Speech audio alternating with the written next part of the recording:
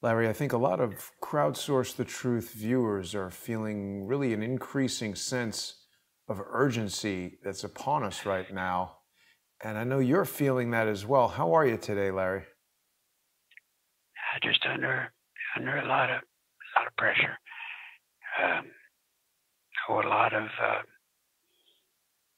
whatever they call it, deductibles crap that I've got to pay, and I can't pay it, and they're holding up some of the care because of it. But anyway, it is what it is. Well, but the urgency that we're going to wait, Larry, before we go on, hang on, let me just address this, because each week we've got literally thousands of people watching the show. Everybody wants to hear your insights, your analysis, and all of that. I want to urge those viewers who've been watching us each week to visit nicholslive.com and go to the donate tab. Larry's been in the hospital for months and he's got a lot of medical bills. I hope that people watching will visit his website, click on donate, and help support Larry financially. We can't do these shows without Larry, and if you enjoy listening to him, this is really something you should do.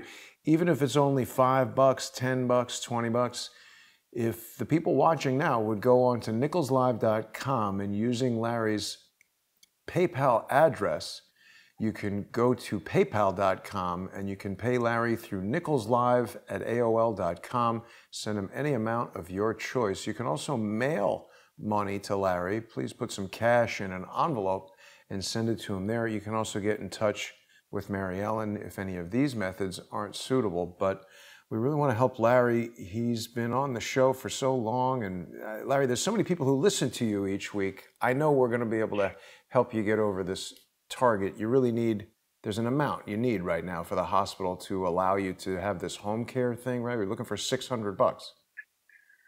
Right, and it's got to be today. It's got to be quick. All right, well, people are going to step up and help you with that, Larry. I know a lot of people tuned in because they want to hear your thoughts with regard to the latest news. You know, Ruth Bader Ginsburg died. They tell us last Friday. We haven't seen her in a long time, but she's no longer on the Supreme Court. She's going to be replaced. What do you make of all this, Larry? Well, there's a big secret that's around Washington that, unfortunately, your listeners or any of the other listeners around the world do not hear about. And if I may, let me explain. Folks, the Democrats have already brought on some 1,200 attorneys to evaluate and, deal with this post-election crap. They know that the blanket mailing out of the mail-in ballots that they just sent blanket to gazillions of people, they know that that's not going to work. But all they're trying to do is jam it up.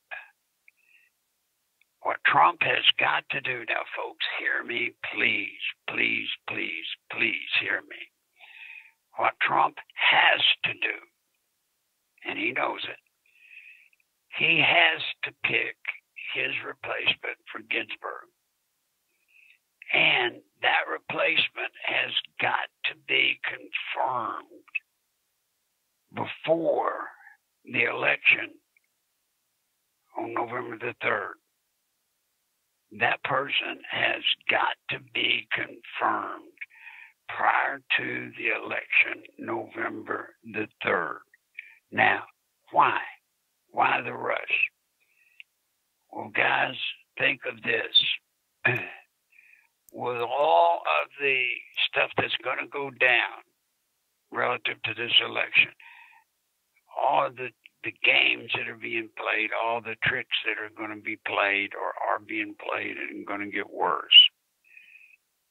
The problem is it will have to go eventually, and they know it, to the Supreme Court for adjudication. One side or the other, Jason, is going to contest the outcome of the election. Right. One side or the other. And then when they contest it, it will have to be fast-tracked over to the Supreme Court for a final resolution. Mm-hmm. Now, if nominee confirmed before the election, which is what the Democrats are doing everything in their power to stop. What will happen is it will go to a split court, 4-4. Yeah. And a 4-4 split court means that it doesn't get resolved. It doesn't.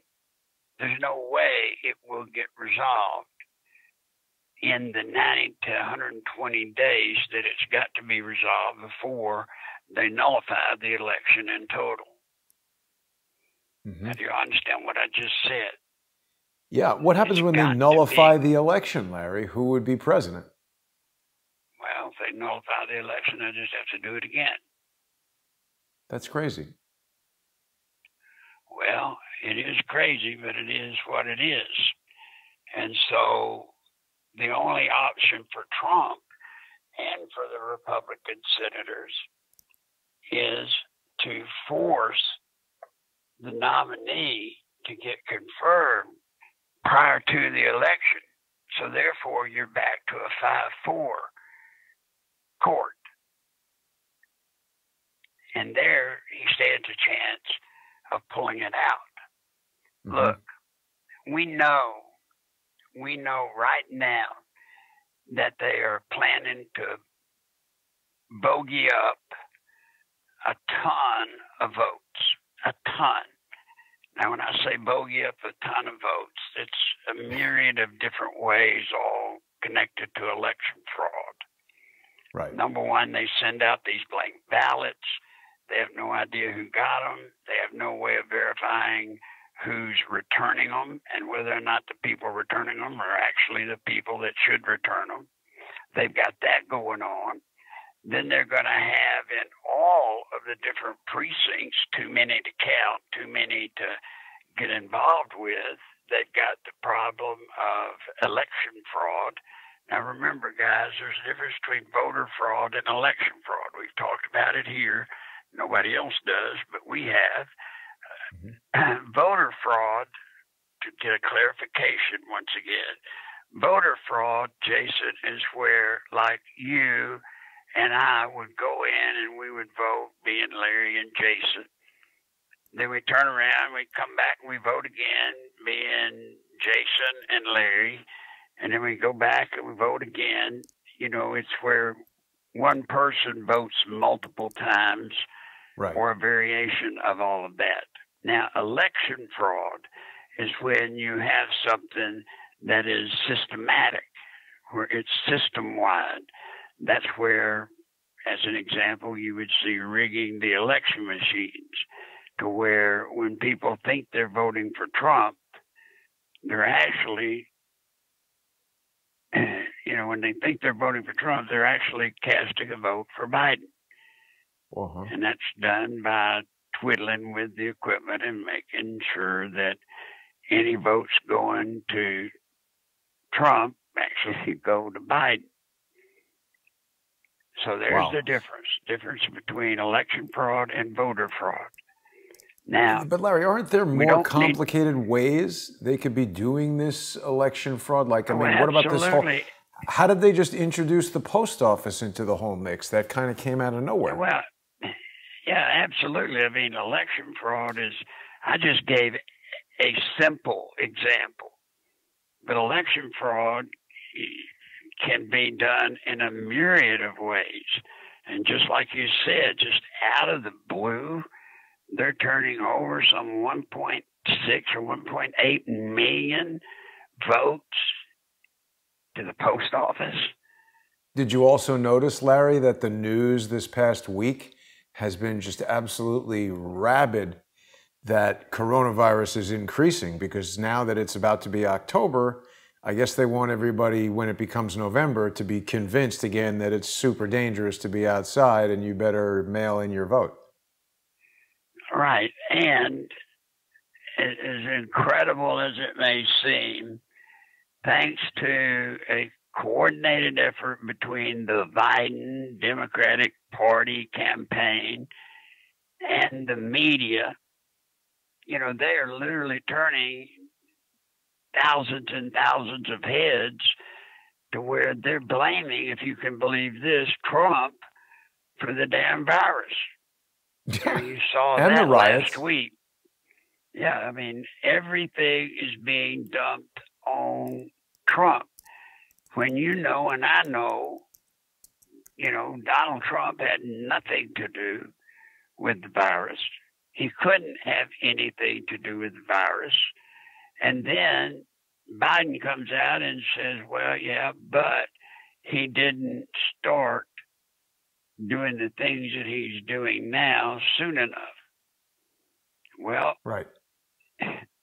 If you go back and look, folks, Trump's actually 30 days or better ahead of Biden on when they started with the virus and blaming Trump. It's not his fault. He couldn't have done any better. Then you turn around and I catch a little bit of hell over this every once in a while. But let me tell you something, folks. You have no idea the number of people that all they get is the 6 and 10 o'clock evening news. That's all they get. That's what they consider sufficient enough information to make a decision as to who they choose to be president or not. So if they can, if nothing else, get a goodly number of people to at least be, Jason, confused, okay, maybe in their deepest and hardest thought process, they obviously know President Trump didn't start the virus. They know that. But you just don't have any idea how heavy the media just banging them and banging them and banging them. It wears on people. It truly does. Right, and because so people don't really know. Got that. That's right. So now you've got that problem. Now, I just checked in this morning with the internals that are showing up with Trump and Biden, the internal polls. These are the ones that the campaigns use to actually tell them where they are in reality versus, whatever. So they're sitting there with a goodly number of people that are now going to be confused over, well, maybe where there's smoke, there's fire. So maybe with Biden, we understand him complaining about Trump and the virus, but that doesn't explain the mainstream media. If the mainstream media is attacking Biden and blaming him, then there must be something to it. Then that gets us back to the analytics of the campaign, which this time is different than any time before. Normally, as we've discussed here, folks, normally the formula for an election, especially a presidential election, is 40-40-20. In the case of Trump, 40% love him, 40% hate him. But it's that 20% that we categorize undecided, that, that group does not exist in this election, Jason. It doesn't. You see, normally it's 40-40-20, right? Well, this election, you don't have that. This election, you've got what's called 50-50. There's very few people that are going to walk out, go in and vote in this election that have not already made their mind that they either love or they hate Trump. Right. So I agree. What the Democrats are doing, and this is what may be confusing to some of the audience, what the Democrats are doing is they're saying, look, it don't matter who we're running against Trump. It could be Howdy Doody. We don't care if Biden looks like an idiot. We don't care if he looks like a fool. We don't care because we're calling on our people to come out in force and vote Trump out. Don't worry about who gets it. You got to remember to vote Trump out. Wow. Now, you know, it just occurred to me, Larry. Joe Biden is actually much older than Howdy Doody, so he might be a better candidate. Yeah. Well, he might, and I will say this, a couple of things relative to that. You'll notice last week there were a couple of gaffes, as people call them, where Harris said a Harris-Biden administration. Right. Well, that sounds like just a mistake, right? But then it wasn't until just later in that afternoon that Joe Biden made, quote unquote, the same gaffe. He said a Harris-Biden administration. He did. He said it. Well, now that confuses a lot of people. Are we voting for her or are we voting for Biden? But you see, it don't matter. It don't matter, because what's going on is they're getting their people out to vote Trump out. That's what puts the pressure on you and me and your audience, Jason. We have got to convince your audience, our audience, we've got to convince all of the people that love Donald Trump to understand they've got to come out this election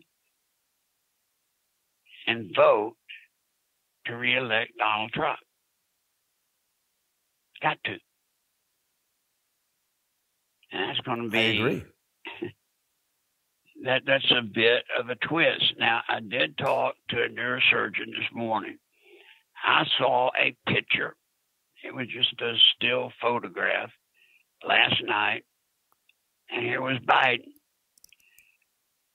But in this picture, something troubled me greatly. His right eye was similar to what I remember seeing with my grandmother. She had a stroke. And it locked up her muscles, in her face.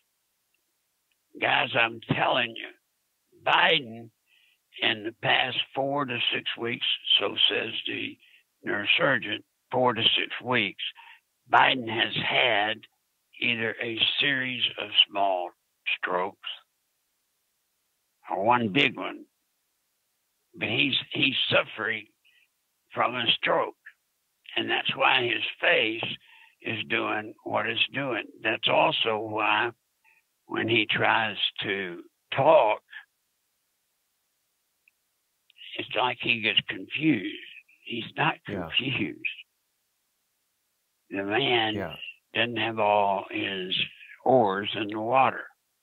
Well, Larry, it was almost exactly 1 year ago when Joe Biden appeared at a climate town hall on CNN where his left eye, visibly filled with blood, which seems like a very dangerous situation and certainly supports what you're saying about the possibility of a stroke or multiple strokes or other neurological problems. It's really bad. I mean, you've had your fair share of health emergencies and stuff, and health is very fragile.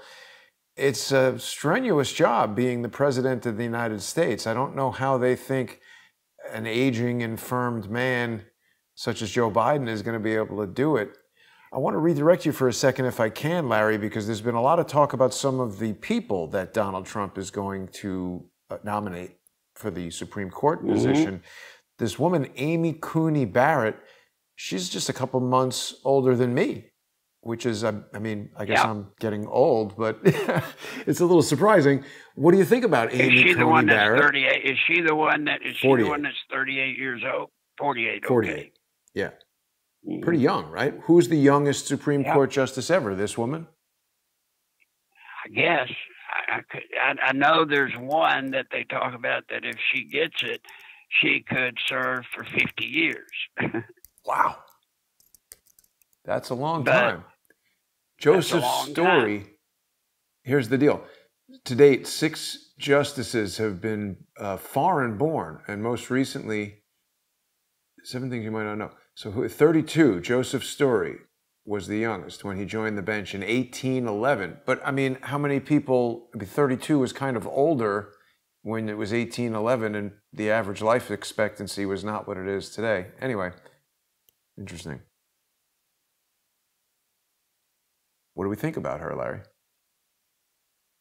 Well, what Trump has got to do in his figuring, he is meeting this evening, or already has met, I guess, today, with his selection committee. And one of the criteria is to pick the latest confirmed member of either the 7th or the 11th federal appellate court.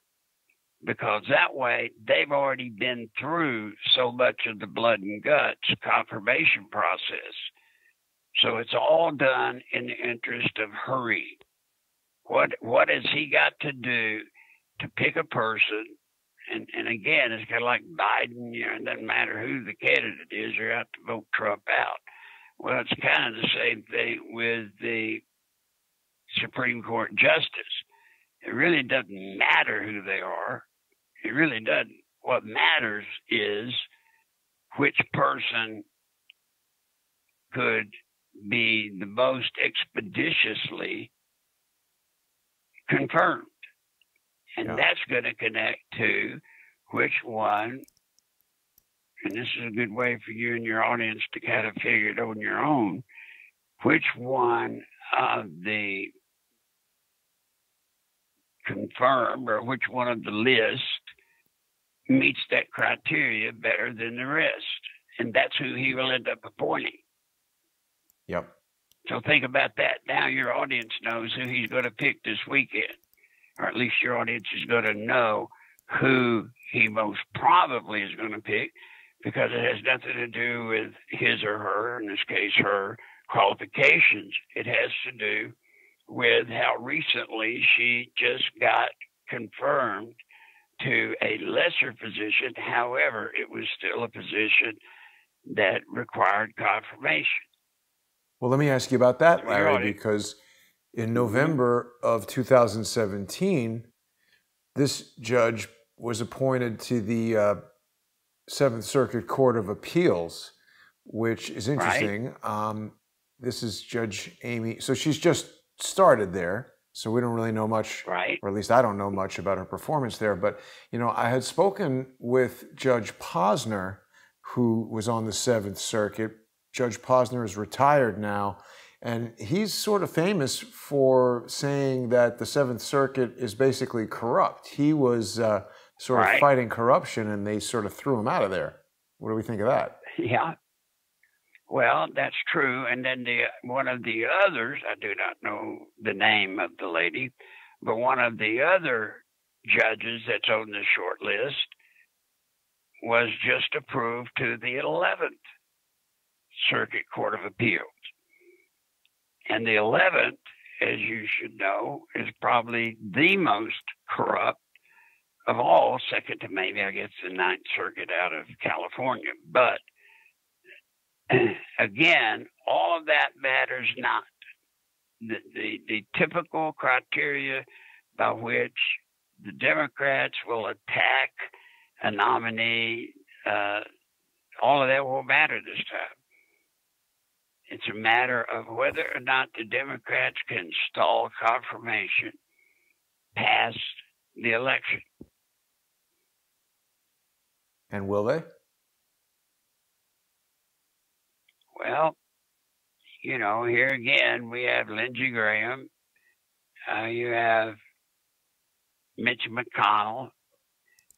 They are coming out huffing and puffing and going to blow your house down. They're coming out and they're saying all this stuff that they will get it done. Now, let me tell you the problem with such an affirmative position of they will get it done.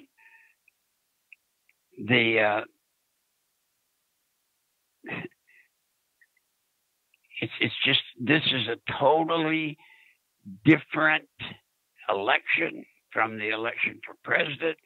down to and including the appointment and the confirmation of a Supreme Court justice. This is totally different than we've ever seen before. And the dynamics, Jason, the reason I'm going to all this trouble to tell your audience, the dynamics involved in this, to be quite honest, have very little to do with qualifications, etc. It has to do with beating the clock. Beating the clock. And if they can beat the clock with any one of the 4 or 5 that he has on his short list, that's who he's going to go with.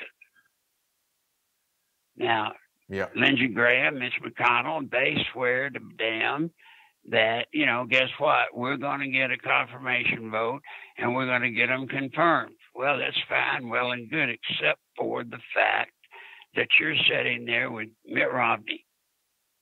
You're sitting there with Collins. You're sitting there with Murkowski. And I can't remember the other 2. But, you know, you've got a short list of 4 or 5 Republican senators that hate Trump with a passion. And they're going to do everything they can to screw him over. Yeah. Now, remember, regardless of how much Mitt Romney hates Donald Trump, you know, these people are hurting our country. They're hurting us. But they don't care. This is just about personal vendettas. So if you do the math, we've got 4.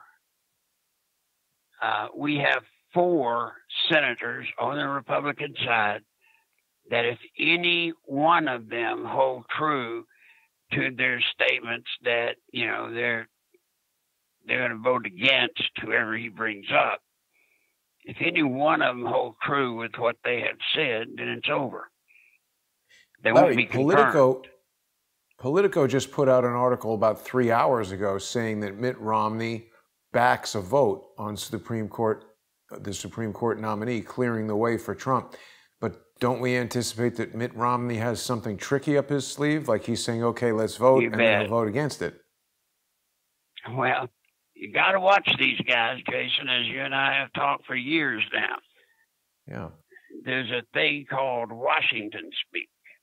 All right? Washington speak. And that's not the same, folks, as you and I talking. So if you look at Collins, Murkowski, and Romney, if you look at what they've said, they have said that they go along with a vote, you know, a confirmation vote. What they did not say is how they intend to vote. Right. They're saying that, yes, they are in favor of getting the vote in and casting the vote, right, before the election. Mm-hmm. But if you notice very closely at what they say, not in a single one of those guys do they state in any way how they plan to vote. There's the fly in the ointment. That's the one that'll kill us. So here we go. We've got a presidential election that people don't care who the person is that's running against Trump. It's just a matter of they've got to get their people out to vote. Yeah. Conversely, Jason, we must, as you and I have talked for a long time now, you better drop everything you're doing. You better forget about the virus. You better forget about the price of eggs in China. You better forget about all of it. One thing must be accomplished November the 3rd.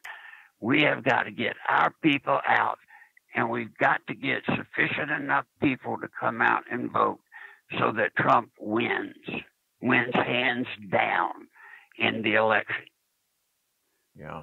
Now, once we accomplish that, then the other dynamics start to come in play. But we've got to accomplish that first. Now, be careful. All of you, be careful. The Ginsburg death, that scared me to death for 2 reasons. Number one, it takes everybody's focus off the law. The ball should be get out and vote for Trump. Nothing happens one way or the other if Trump don't win the election. It don't mean nothing. If he don't win, it don't mean nothing. Nothing matters if he don't win. We lose our country. The second thing that bothered me, which we had confirmation of yesterday, just because Ginsburg died, did you notice the campaign contribution to Biden? Trump had been sailing along. Well, yeah, Trump had been sailing along with a comfortable lead in campaign finance. They raised $100 million plus just this weekend. And it was all because everybody panicked and Ginsburg died. And so all of these Democrats come out of the woodwork saying, oh my God, we've got to get in and chip in big bucks. So they're chipping in the big bucks. Now, Trump is behind $75 million. I have a hard time believing that, Larry. Isn't it? We heard a lot about how this company, Thousand Currents, this nonprofit thing, was somehow raising money for Black Lives Matter, and that money through Act Blue was possibly being, what's the word? Stolen, basically sent to the wrong, but diverted. How do we know that that's not happening? It seems like a lot of money for Joe Biden to raise. Well, you don't. Doesn't matter. He has to report it because of the size. So the money's having to be reported, so it's documented, but it don't mean nothing. Whether you got a whole bunch of what's called batching going on, pooling. Right. Where these gatherers go out and they get 100 people and they get each one of the 100 people to chip in so much, and then they turn around and make a single contribution to Biden's campaign. And we don't know whether one person gave $1 million or, we just don't know. That's what these pool funds are able to hide. Right. But think about it. Just because Ruth Bader Ginsburg died, just because of that, the Democrats panicked. They see an opening. You see, to them, with Trump, it's always been about Supreme Court justice.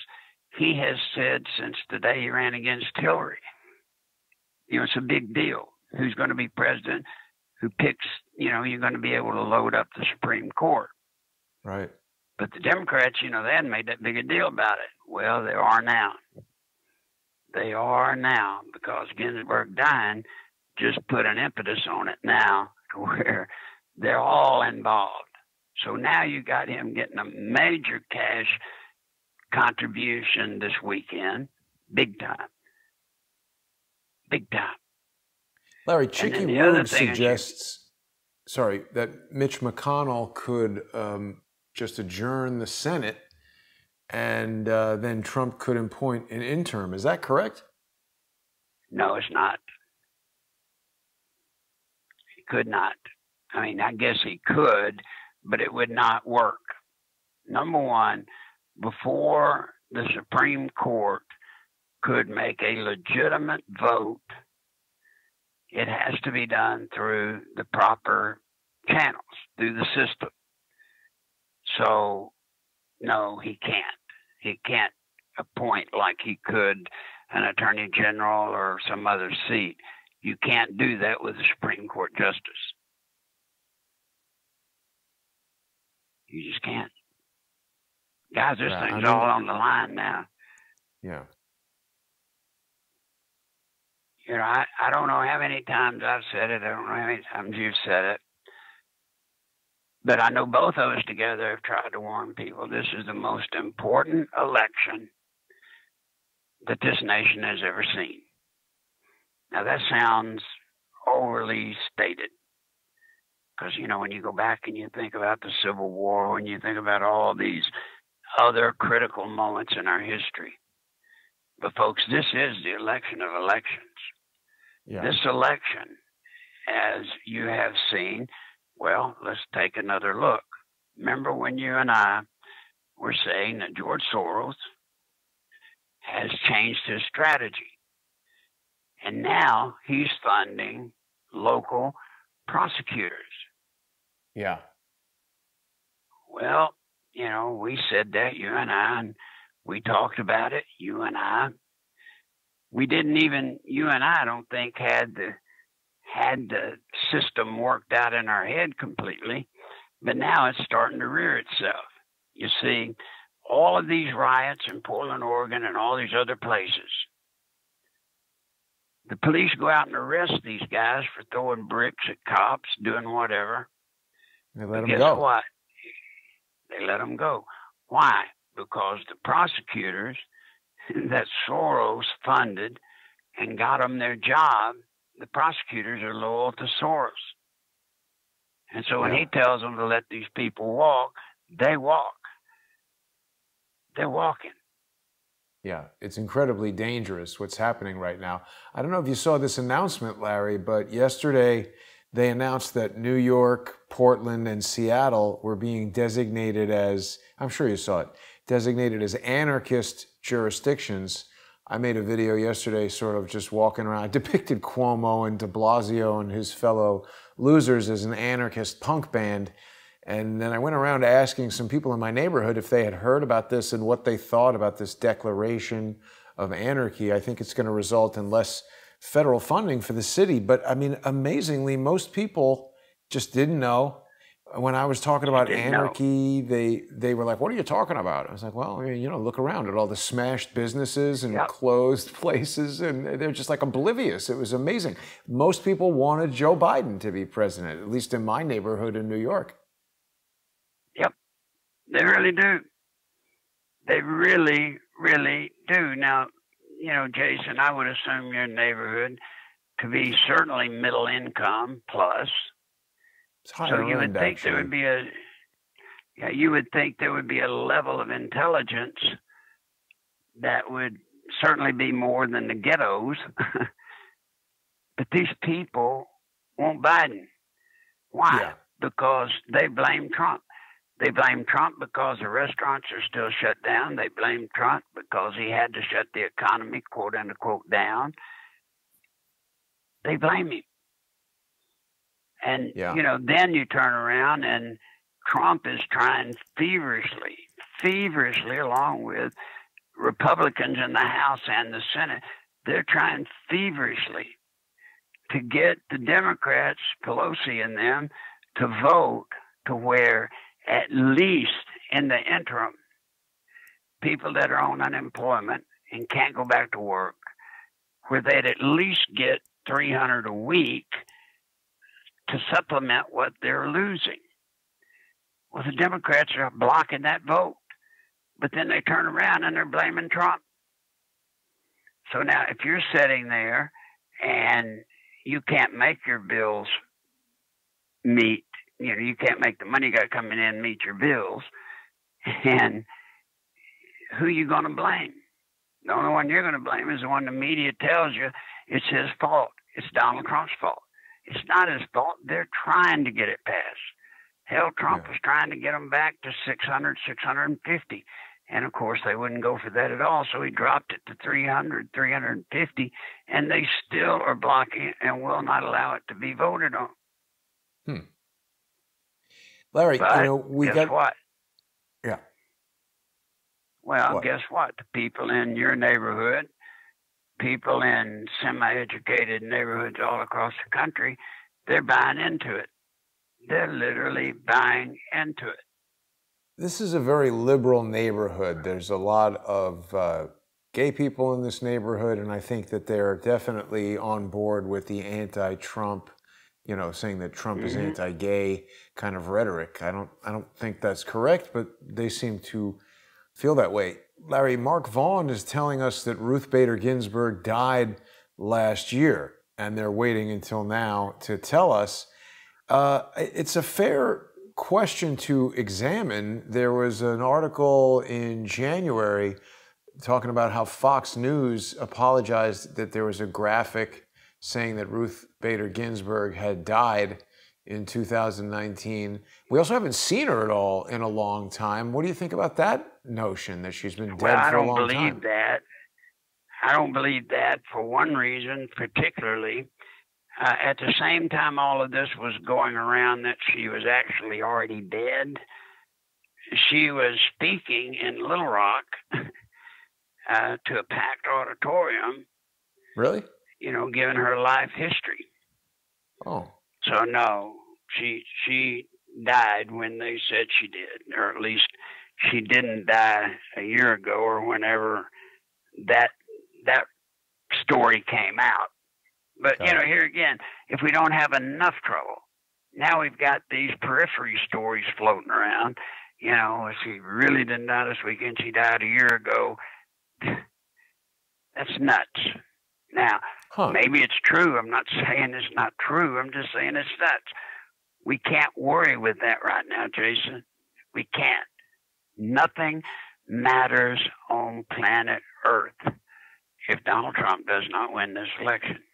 Nothing. Here's an interesting piece for you, Larry. I didn't realize this, but apparently I don't see how this could be possible. They're showing a series of photographs. This must be from months ago, but Felicity Jones was apparently in a movie called On the Basis of Sex, which this says is currently in theaters. So I guess it must be from a while ago.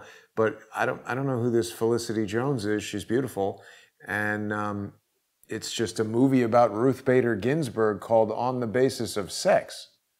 That's interesting. Mm-hmm. I know nothing and she's about been on it. Saturday Night Live. They're really making her into, she's like the most lauded Supreme Court justice ever, and she's not the first female. What about Sandra Day O'Connor? Nope. Right.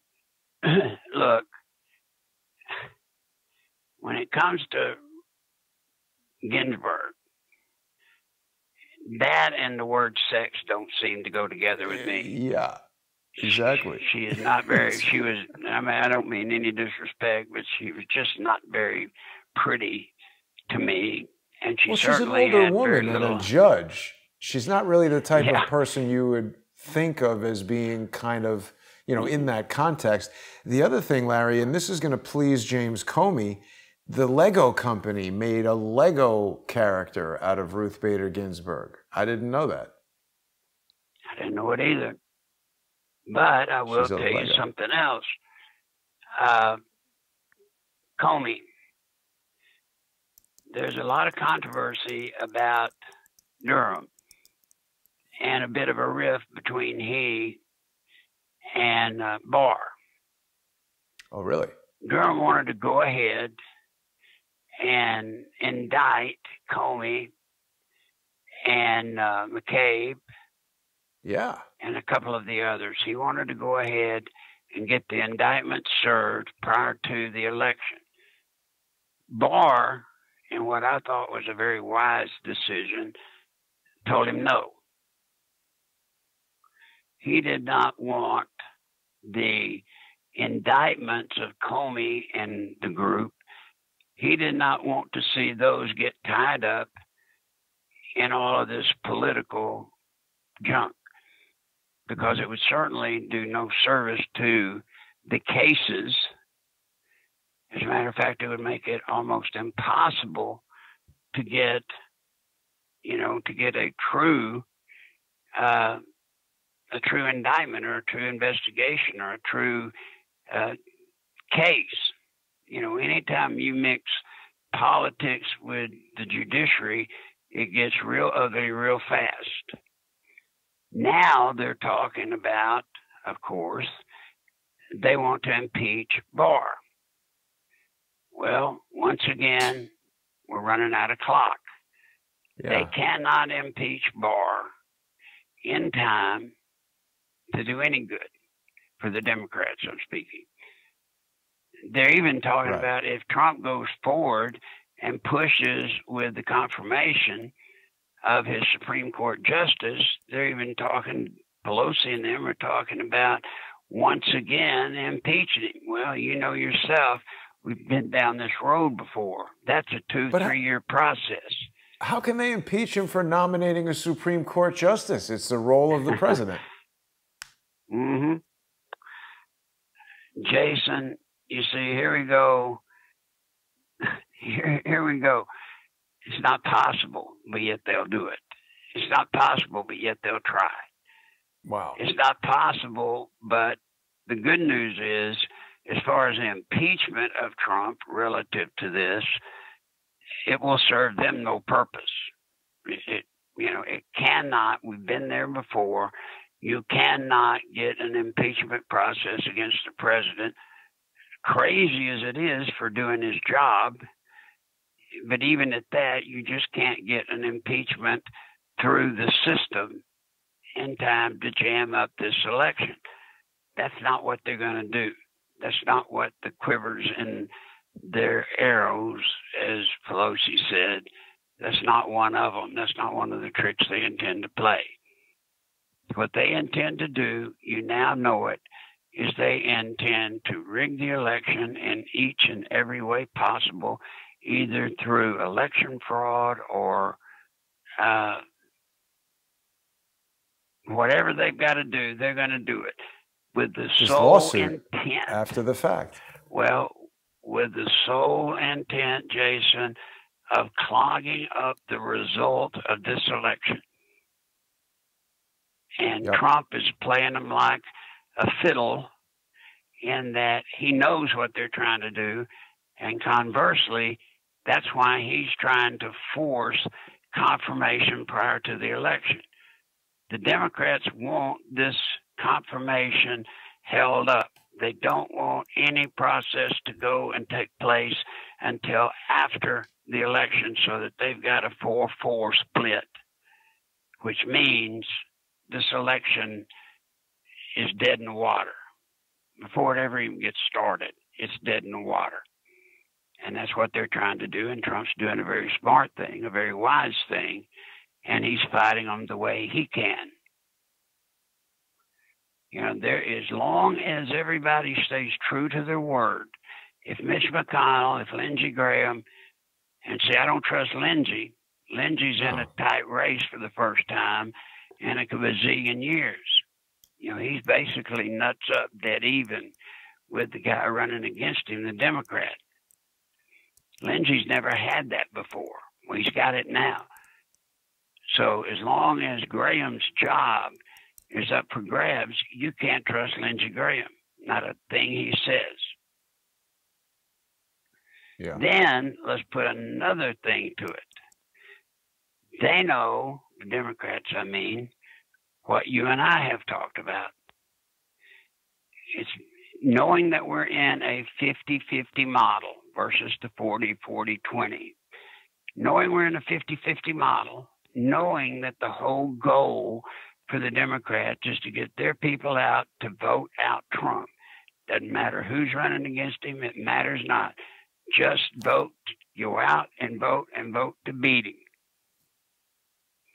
Now, they know what you and I have talked about, which is in a 50-50 model, it's impossible to believe that people are going to go in and they're going to vote to get rid of Trump, but then turn around and vote for a Republican for the Senate or the House. It's not going to happen. If they go to the trouble to vote Trump out, they're certainly not going to vote to put a Republican in the House or the Senate. Conversely, Trump knows the same thing. Trump knows that if he wins, the likelihood of him winning, somebody coming in and voting for him to win, they're not going to turn around, Jason, and vote to put a Democrat in the House or the Senate. Yeah. That's why you see such weirdness in the spending habits in this election versus others. Normally, you would see for the House and the Senate, respectively, Republican or Democrat, normally you would see those guys spending tons of money. On the campaign, you mean? Yeah, on their campaigns, but you don't. Why? Because they know what we know. which is all they got to do is make sure Trump wins, and if Trump wins, likely as not, the Republicans are going to be drugged through the election right alongside of Trump. Now, Larry, let me ask you this. People are still curious to know if you think that there may come a point in time that Joe Biden will be replaced by Michelle Obama. No. Why not? No, he will not. I believe he will be replaced by Kamala Harris. And then who will be vice president? I think that's probably, well, she'll pick one. That's not I think good. that's been in the drawing board since day one. I think since the day she was put on the ticket, the plan was in vogue for Biden to be the pretty face to win, just enough to be able to beat Trump, and then he will withdraw his name. He'll withdraw because of sickness or whatever, and she'll become the president. That's the way it's been since day one. It's a terrible thought. See, all this stuff, if all this stuff, if you'll just give it time, which we don't really have, if you just give it time, it'll all play itself out. What they're trying to do, what they are doing, will show itself. It'll rear its head. You just have to sit back and watch. But I assure you, worse than Biden would be a Harris presidency. I mean, she is knee-deep in love with AOC and that group. She is. And whichever wins, Biden or Harris, whichever one of those people win, one thing President Trump is telling the truth about, and he's saying it as loud as he can, we will become a socialist nation. I noticed, maybe it was last night or night before last, whenever he was speaking in Ohio at one of the places there, you know, he said, I think it's time to quit even saying socialism. He said, I think they're so far gone, they're just pure communism. It's just pure communism. And that's where we're headed. This country is about to end, as you and I know it. It is, Jason. Yeah, I think it kind of already it's fixing to end. We got to get it back. Now, I was pleased to see the governor of Florida, what's his name? DeSantis. A little bit. All right. He and his state legislature pulled a real clever trick.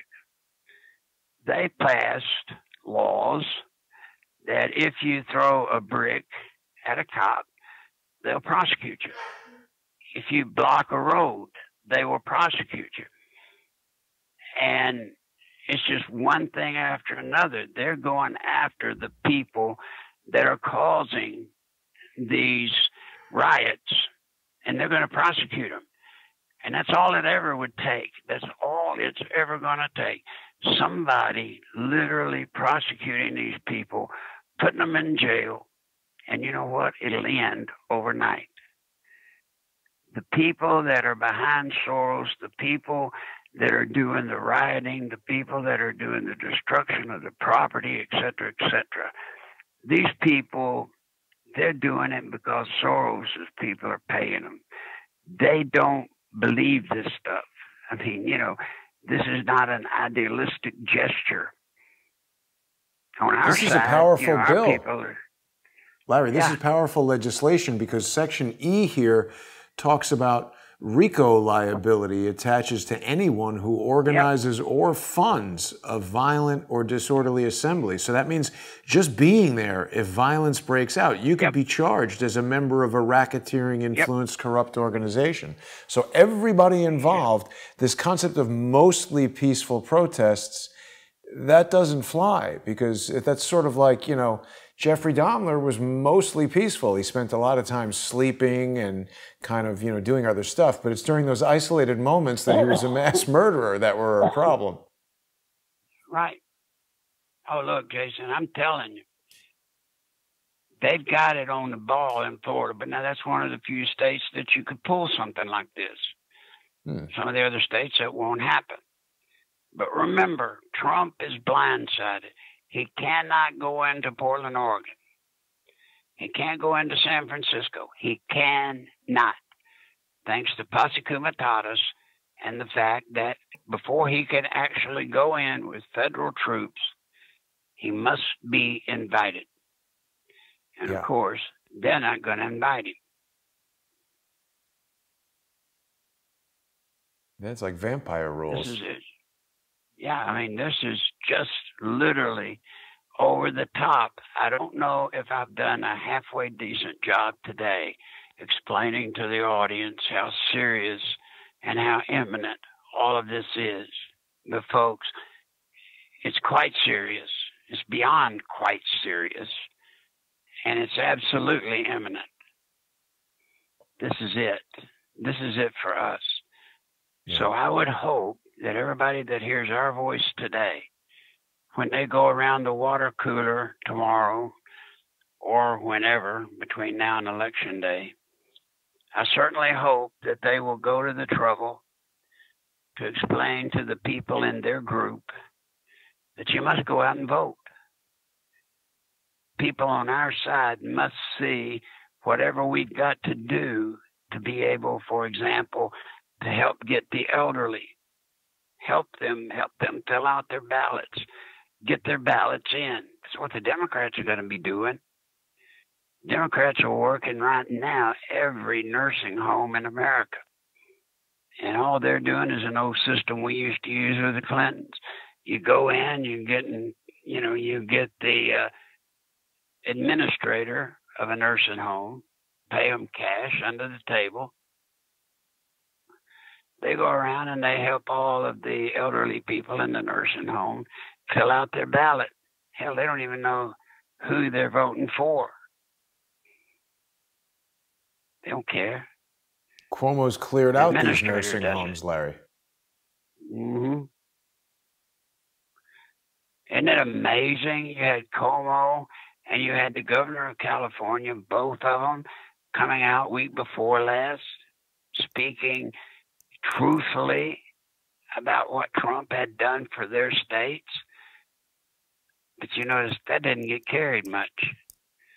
Didn't get carried at all in most cases.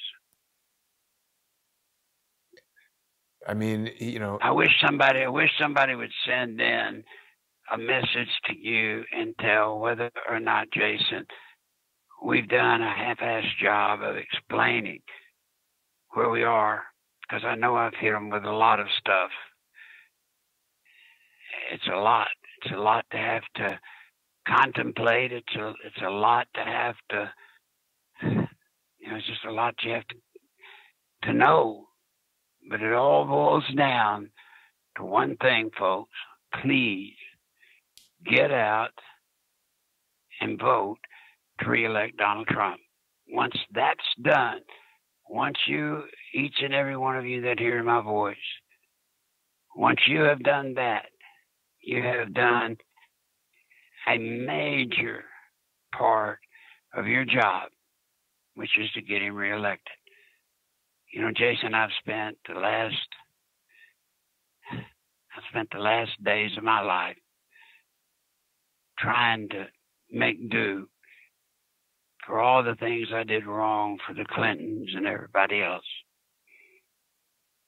And I don't know how much longer I've got. I hope I make it through November the 3rd.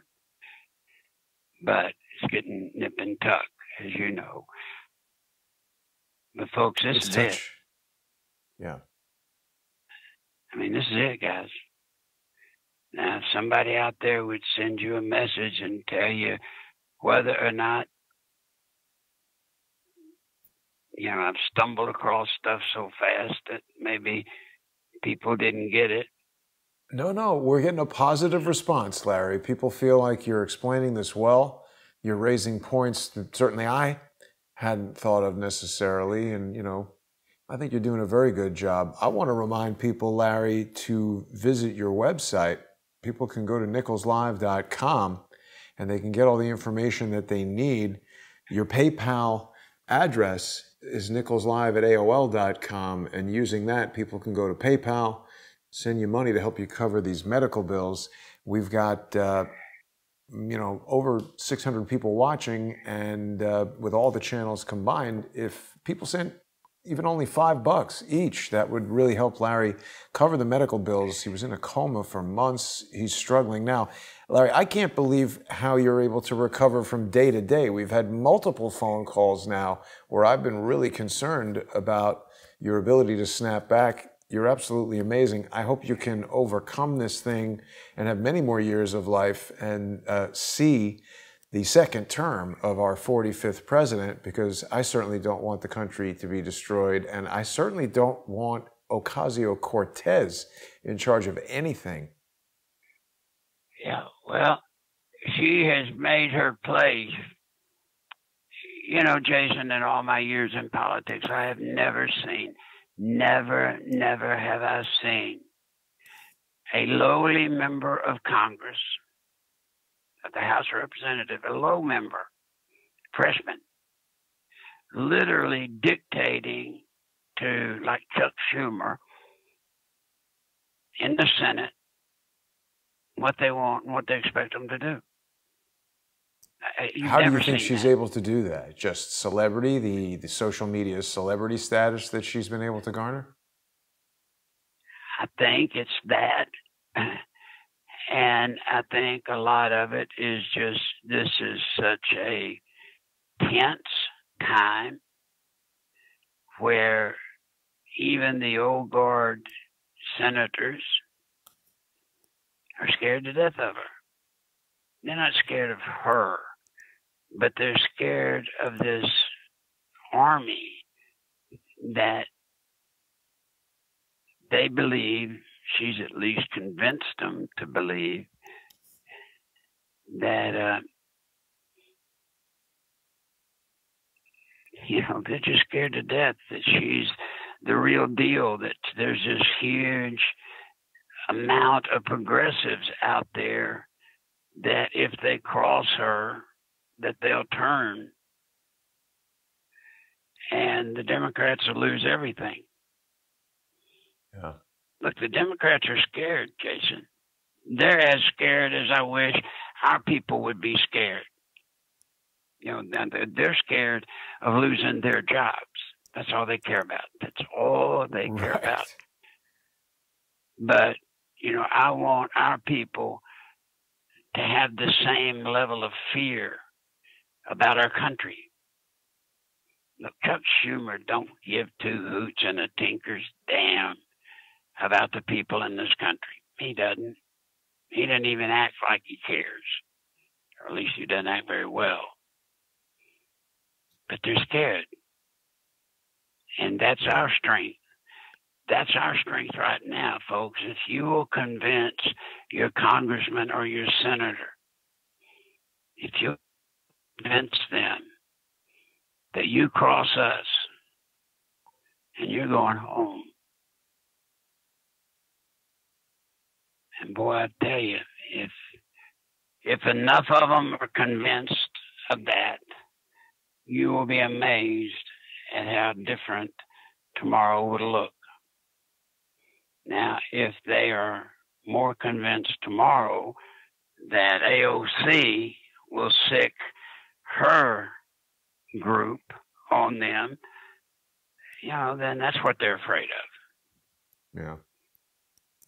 Well, she's managed to garner, an amazing level of celebrity. Mm-hmm. She's young and attractive and on Twitter and Instagram and all these other things where people see her. So she's done a lot. I mean, she almost seemed like the counter Trump, right? They recognized after Trump won that his influence there in social media was more powerful than they anticipated that it could be.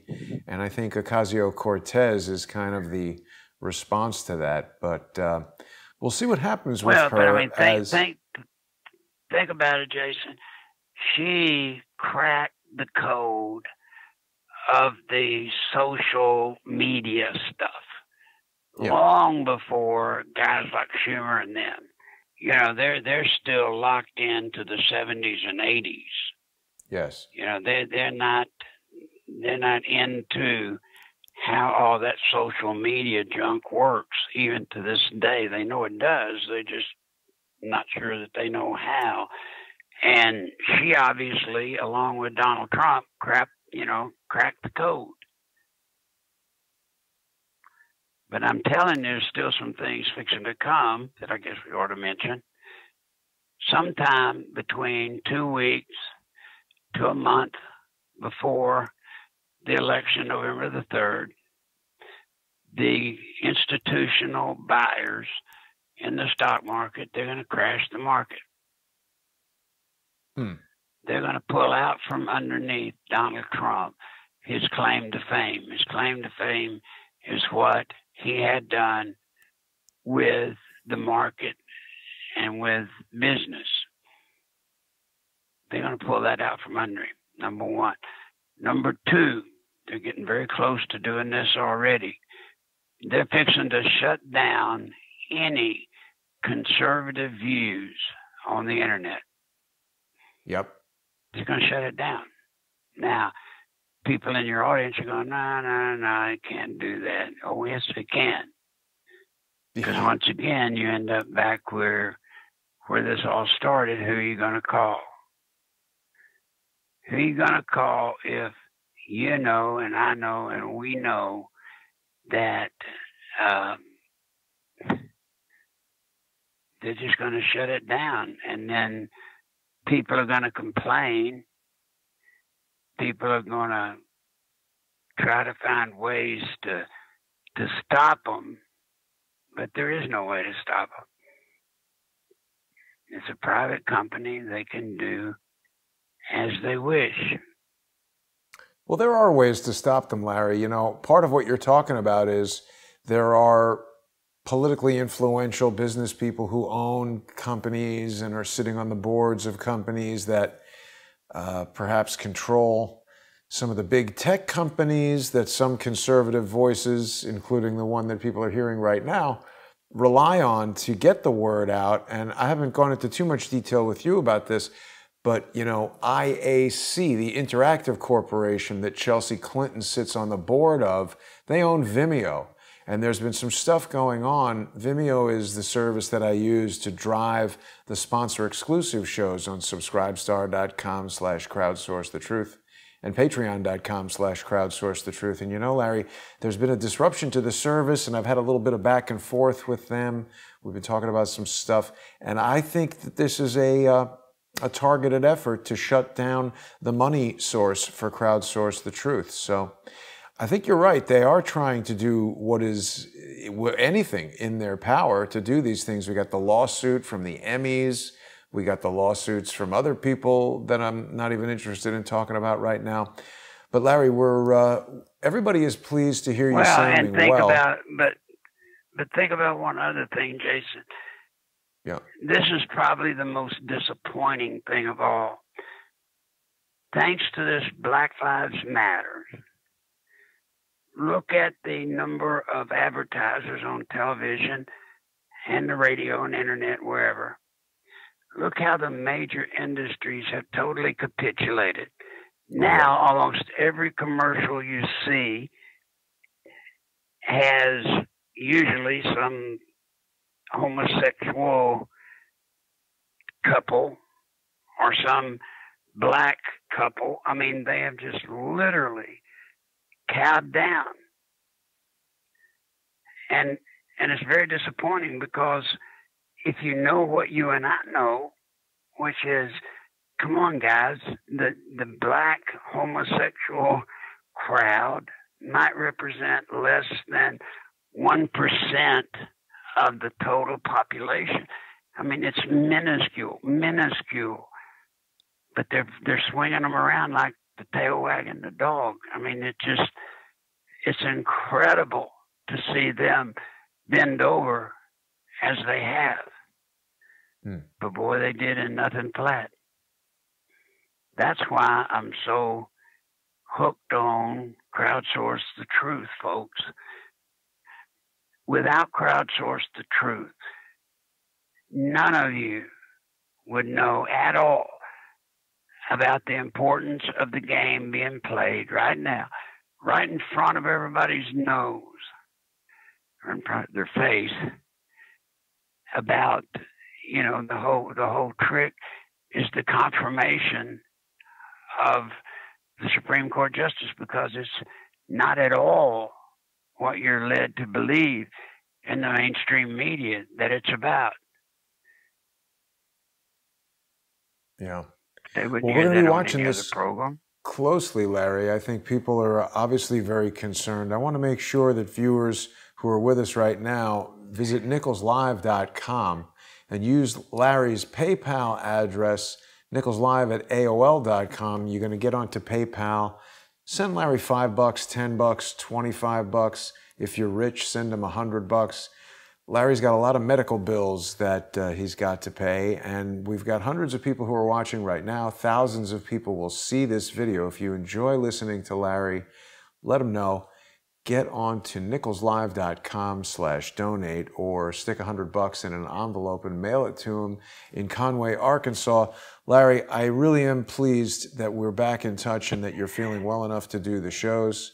I'm looking forward to next week's show. And you're right, this is urgent. People have got to let their friends know.